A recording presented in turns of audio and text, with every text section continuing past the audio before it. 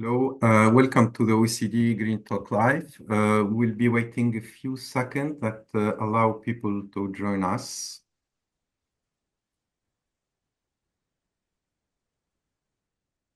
Okay, good morning, good afternoon, and good evening to all.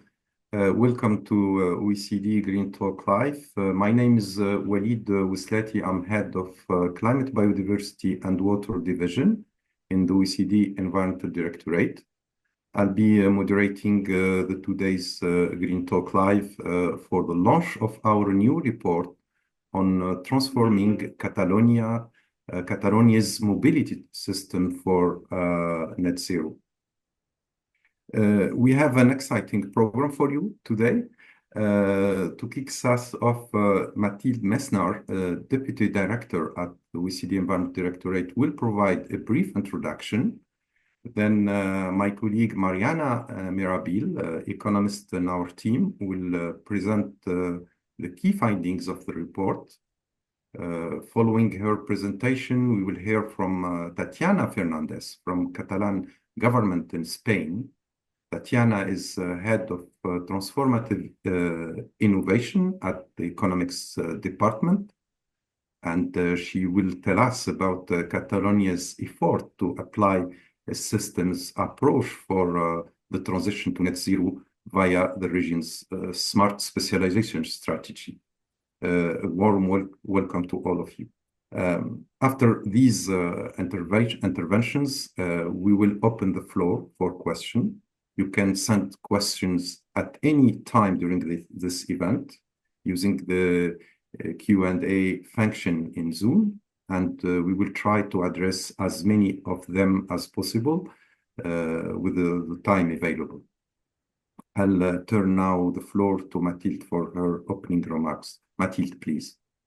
Thank you, Walid, and good afternoon to all of you. Greetings from Paris. So thanks for joining us today. I'm very thrilled personally to be setting the scene for this interesting conversation. Why it's interesting? Because the decarbonization of the transport system will be a fundamental element of any transition to net zero. The transport also affects directly our daily lives, as we all know, going back and forth to the office. And there is a potential for its decarbonization, thus to improve our well-being. We are presenting a report today, which objective has been to identify policies that can do just that, reducing emissions in line with the net zero transition plans, while improving the well-being of people in Catalonia in the short and the long run. This report is an output from a project that supports countries, regions, and cities in the development of transformative net zero strategies. This report is the third in a series of publications in which we are building evidence on system changes to get to net zero. These publications capture the policies and the processes with a transformative potential to decarbonize our societies while improving well-being. And we were interested in this project for three reasons. First, because Catalonia has been a pioneer in identifying the need for a paradigm shift from a mobility model based on private vehicles to one that allows accessibility via transport modes with lower environmental impacts and social costs. And despite this visionary foundation for Catalonia, triggering behavioral change that are needed towards sustainable modes of transport has been challenging. So through this project, we had the opportunity really to better understand these challenges, to change the behaviors in practice, with the aim of sharing good practices and lessons learned with other OECD territories facing similar issues, and a lot of them do face similar issues. The second reason why we were interested in this project is that the efforts in the region to take a systems approach also caught our attention, in particular via the region's innovation strategy. So here as well, the region is a pioneer and serves as an example for other OECD countries and regions on how public administrations can work together towards triggering really transformative change. And last but not least, we were interested because also there are numerous ongoing opportunities in the region to scale up ambition to decarbonize the mobility sector. And this report was timely to provide inputs that we hope will be informative to these processes. So to conclude, I'd like to thank the Catalonian authorities for trusting us, the OECD, with this analysis. It has been a pleasure working with you, and we believe Catalonia holds great potential to trigger systems change and transition towards a sustainable transport system, one that works for people and the planet. So thank you so much for joining us today, all of you, and I wish you a fruitful discussion at today's Green Talks live webinar. So back to you, Walid. Thanks.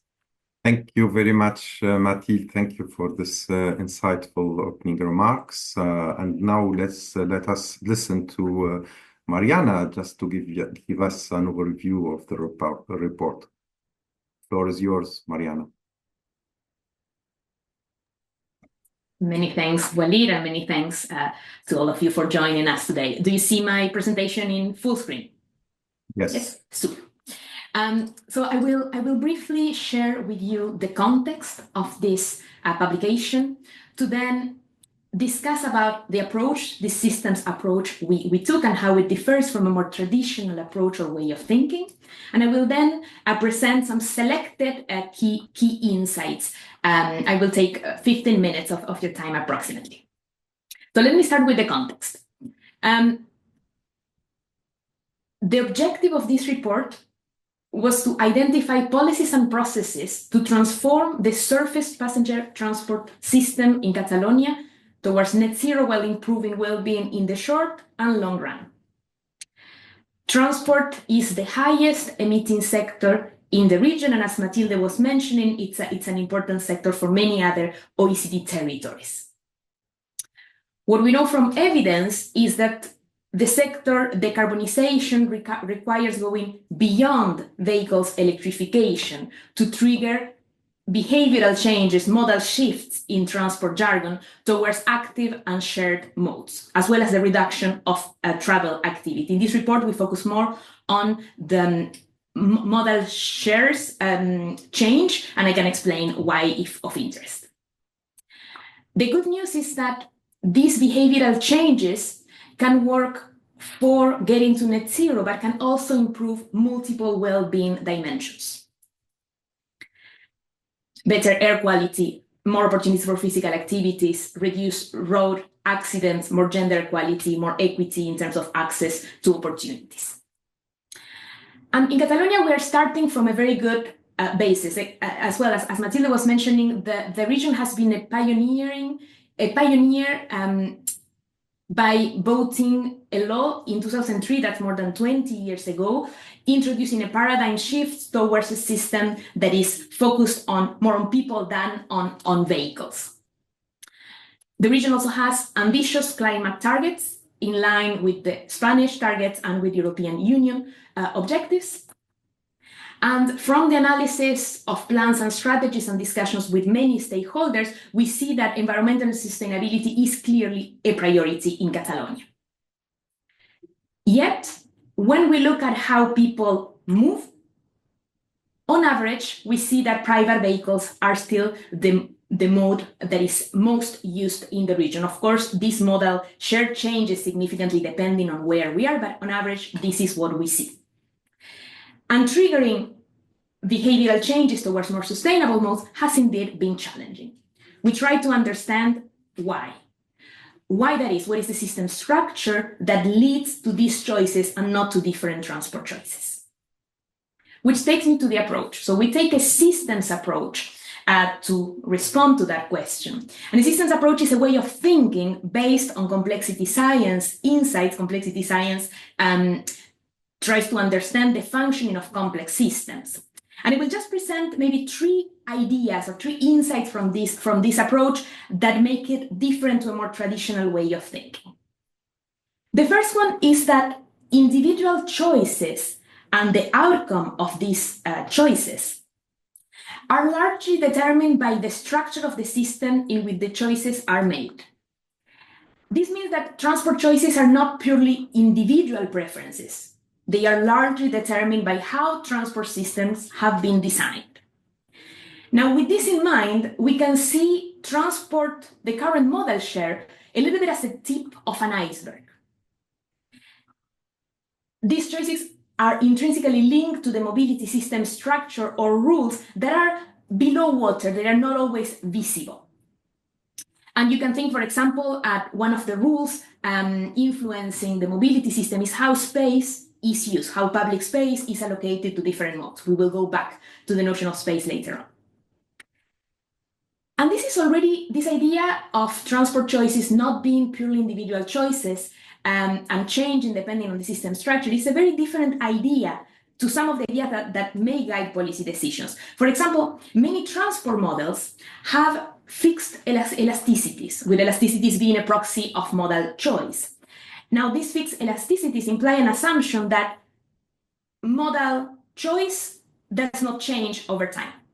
And when this is the case, the policy scopes may be limited to containing those trends and to reducing the harm of choices that may not be sustainable. With a system approach, instead, transport choices are seen as greatly influenced by the system, and they can change if systems are transformed. The second idea is that ideas matter for transforming systems and that we may need to challenge some of them if we want to see this transformation. Basically, the idea that got us to the system of today will unlikely take us to very different systems. And thus in the report, we challenge some of the ideas having guided policy decisions in the 20th century and suggest which ones could lead to more transformative policy packages. I won't get into detail on the ideas today, but you may find those in chapter 2. The third idea, based on what we know from complexity science, is that the potential for change in complex systems lies in its connections, in the way the system functions, and less so on the properties of parts in isolation. Yet our traditional way of thinking that we inherit from Descartes focuses most of our attention in improving parts. And that's here there is a good news, because if we shift some of that attention to looking at connections, we may trigger changes faster than expected. Let me with that move into the key insights that we get from this approach. So we have developed a 3-step process to guide us to look at the ideas that have shaped systems and the systems that are underlying the results we observe and we may need to change. I will describe each of these steps in a nutshell and present insights for one of them today. In the first step, envision, we identify ideas that may be conducive to net zero or that may need to be challenged. So we ask which ideas brought us to the current mobility system and what the system and people choices, the modal share in the future might look like if these ideas change. In the second step, we aim to understand the system structure underlying current transport choices and the potential of policies to transform that structure. In the third step, we shift our attention to action. What are the policy packages? What are the processes that can help us transition from the system of today to a system that is functioning better for both people and the planet? I will focus today on the second step, understand. So let me start with the system structure. I have a short video to share with you. Historically, policymakers have focused their effort on public investment in roads for car use. This has led to a chain of events. Public investment in roads for car use leads to increased road capacity for cars. As congestion and travel time by car is reduced, the attractiveness of driving a car increases, leading to increased traffic volume.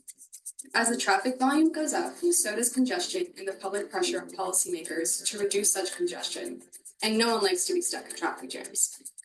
Most countries have responded to this pressure by further investing in road capacity for cars, leading to induced car demand. In parallel, increased road capacity allows individuals to live further and further away from the goods and services they need. As road capacity for cars increases, so does the catchment area. That is the size of the region accessible within an acceptable daily travel time. This leads to increased traffic volume and congestion, as more and more people travel longer distances by car to meet their needs. This phenomenon is known as urban sprawl. Because of urban sprawl, individuals are more dependent on private cars. As city sprawl and the daily distances traveled increases, public transport often takes longer and provides less access to places than driving a car. Walking and cycling are also less of an option as distances increase, leading to the low attractiveness of sustainable modes. To learn more, watch our videos on transformational climate strategies that work for people and the planet. So, the accumulation of policy decisions based on the idea of reducing congestion and expanding road capacity to deal with that congestion has led to mobility systems, and this is not specific to Catalonia, we see this in many OECD territories, that lead to an attractiveness gap. Basically a system, and this is what we call car-centric system, a system that favors the most emission-intensive mode that we would like people to use less. This gap, so this image is just illustrative. This gap can be measured in many ways. In the report, we made an estimate with Google data based on travel time, and I can tell you more if of interest.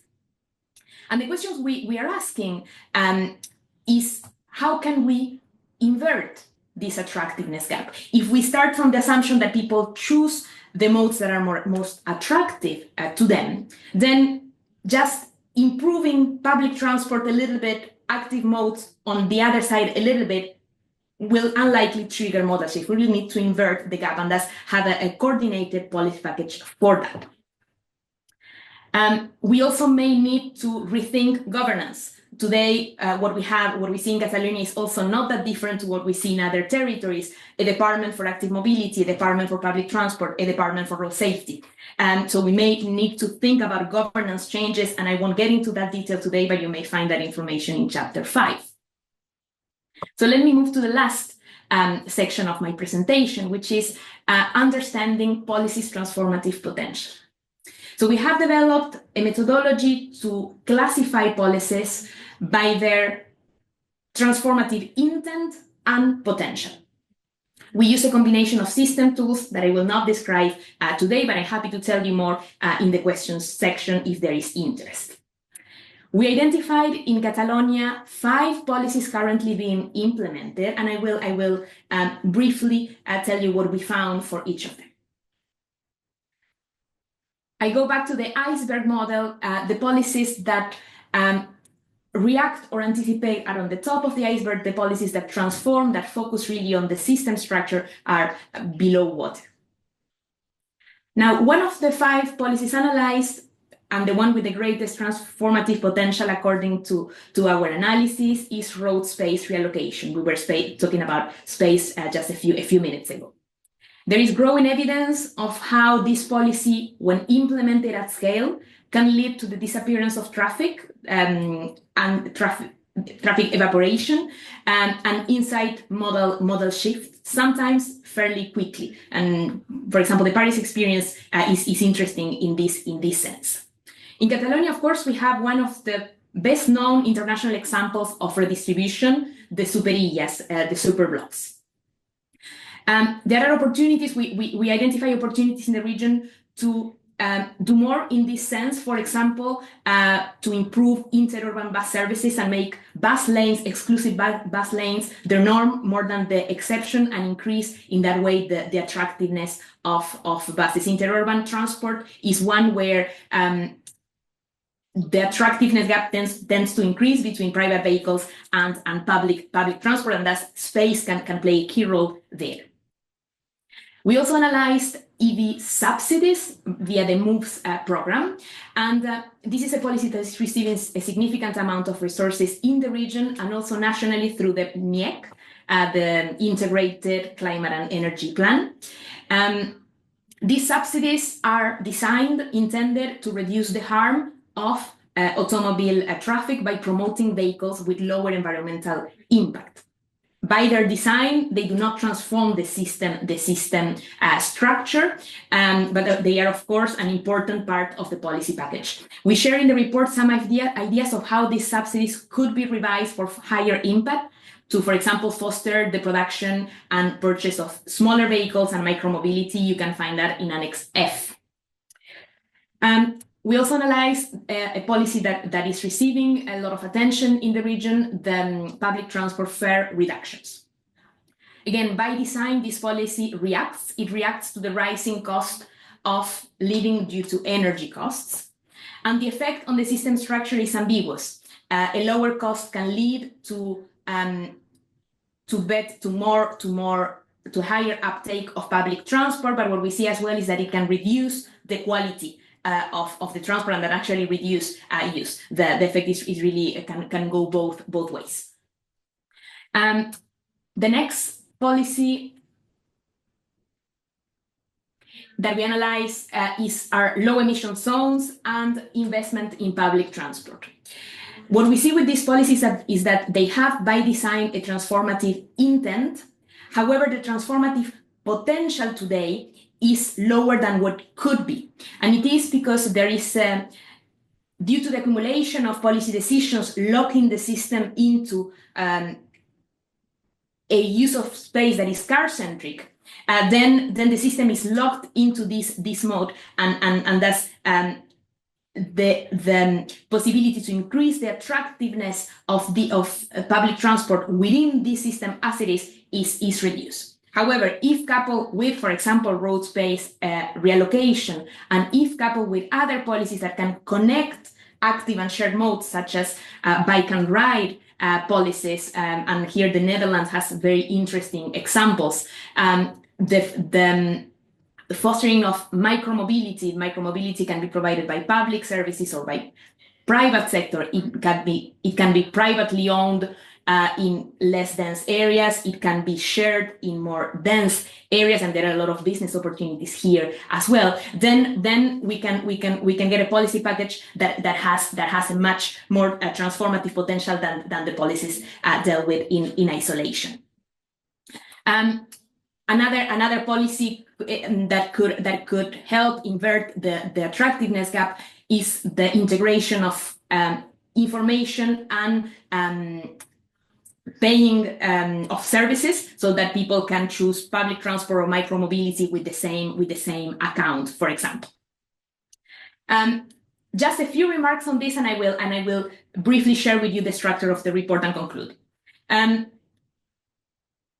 There is, of course, no one single policy that can transform a complex system. What we're trying to do with this policy categorization is to identify what is the transformative potential of each policy, to assess if the policy package that is being prioritized is one that focuses more on policies that react and anticipate, or in policies that transform.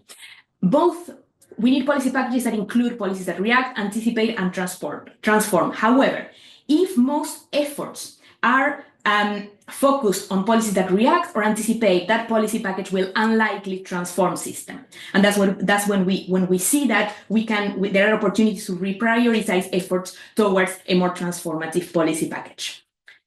In a nutshell, in case you really want to read the report, let me just guide you through it so that you can find the information more quickly. In the first chapter, you will find an overview, the scope, the context, and the key messages. If you're interested in ideas, in visions, then go to chapter 2. If you're interested in looking at a data analysis on where is the region at and what is the underlying system structure that explains that data, then chapter 3 is the place to go. You can find the policy categorization with all of the underlying analysis of policies in chapter 4, and chapter 5 contains the recommendations. So we have here information on recommendations on governance, on data collection, on target setting. We also have suggested a 5-step roadmap to move from the system of today to a more sustainable system. And there are as well a number of annexes. I mentioned one on electric vehicle subsidies, and I let you look at the report for the rest. I thank you for your attention. I'll stop there. Thank you very much, Mariana. It's a really great presentation, and hopefully this will give appetite for many people to go through the report and get the sense of all this recommendation. You have in the screen the link, and will be shared also Now, without further ado, I would like to give the floor to Tatiana Fernandez from the Catalan government, head of transformative innovation. Tatiana, the floor is yours. Good afternoon, or good morning, or good evening. It's a pleasure to be here. First of all, I would like to thank the OECD team, Mariana, Elisa, Aime, Jacopo, Misha, for all their engagement, passion, hard work, flexibility, adaptability, and complicity. It was a challenging project, and also thanks Matilda and Walid for your support. So I have to say that the Catalan government is very happy with the process and the results of the project. Mariana, you have seen it in the presentation public event in Barcelona. As our Secretary of Mobility said, the report is part of a transformative process. It's not the starting point, since in Catalonia, as Mariana has explained, policies for sustainable mobility have been in place for many years. But the report and all the related conversations and interactions have opened new lines of work and synergies with other projects and initiatives we are working on in Barcelona or in Catalonia. And my presentations will focus on that, on how the Catalan government is integrating systems and transformative innovation approaches, and how this project we have done with the OECD is part of this process. Why a systems approach? The answer is simple, because we know that without it, we will continue providing policies and solutions that are reacting to the symptoms that we consider relevant from our own perspective. And we know that this is not helping us moving forward fast enough. So our smart specialization strategy has a systems and transformative innovation approach and has opened a new space in which policymakers, together with other public administrations, researchers, companies, and civil society, explore and implement different approaches for more effective policies and place-based actions for green and just transitions, including, of course, decarbonization policies. And of course, a sustainable net zero mobility system is a priority for us. So we are talking about a sustainable mobility system. This is our shared vision of the future, which is a decarbonized mobility system that guarantees accessibility for all while being sustainable, safe, healthy, and equitable, prioritizing active and collective means of transport. I have no time today to explain this, but I think that it's important to say that our strategy has a strong conceptual framework based on the multi-level perspective. So we understand in our policies that we need to anticipate global trends. We need to understand them and anticipate them. We have to envision the future we desire. We need to understand the current dominant system with all its interrelations, relations of power, obstacles, resistances, opportunities. And we need to identify also those actors and initiatives and territories that are already working on developing approaches, practices, solutions that are aligned with the desired future, with a sustainable mobility system in our case. The name we give in Catalonia to this way of working together is shared agendas. So shared agendas are about understanding the place-based problems to be addressed. Shared agendas are about building coalitions of the willing, so building coalitions with the stakeholders committed to the place-based challenge and to a shared vision of the future, and stakeholders that want to align their efforts, including policymakers and researchers. They are about collective transformative action. They are about learnings and expansion of the alternatives that are existing, these solutions that are there and that we need to experiment with them and try to implement them in our cities or in our regions and territories. And shared agendas are about adoption of alternative practices, these practices that need to be changed. No, we need to create spaces in which we're able to adopt these alternative practices. That this is very important. So, as you can see, or you can share agendas approach includes the 3 steps from OECD methodology.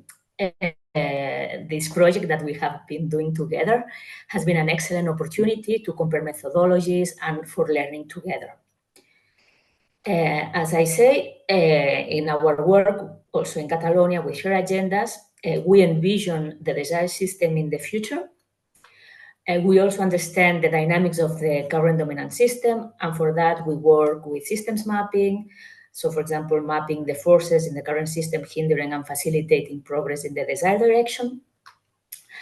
And finally, we identify transformative actions. So the government has an important role to play. So it's important that we screen the policies and we understand if they are reacting or if they are anticipating or if their focus is on transformation. And here we have adopted and integrated the methodology from OECD, and we are using it not only within government, but also with other actors, because also companies, researchers, NGOs need to make this kind of a screening to understand if the research or the actions they are doing are transformative or if they are just reacting. And to end, a last slide, summarizing the next steps that we are planning to do, because even before finishing the report, we were already exploring together with Mariana and the team how to move forward. And here are some points that we have identified as common interests, continuous screening policies and redesigning them when necessary. Also building new indicators for accessibility and public space uses, because we have seen that we have not these kind of indicators and they are very important to rethink policies. Also, we are already working in identification of these initiatives that are aligned with the shared vision of the future. We will continue, of course, building these coalitions of the willing. And we are also working in a project together with the OECD. It will be a workshop to build a roadmap towards shared narratives for climate change and health policy. So this would be my presentation today. Thank you. And here, maybe if you are interested in the work we are doing in this webpage, you can find all the related information. Thank you.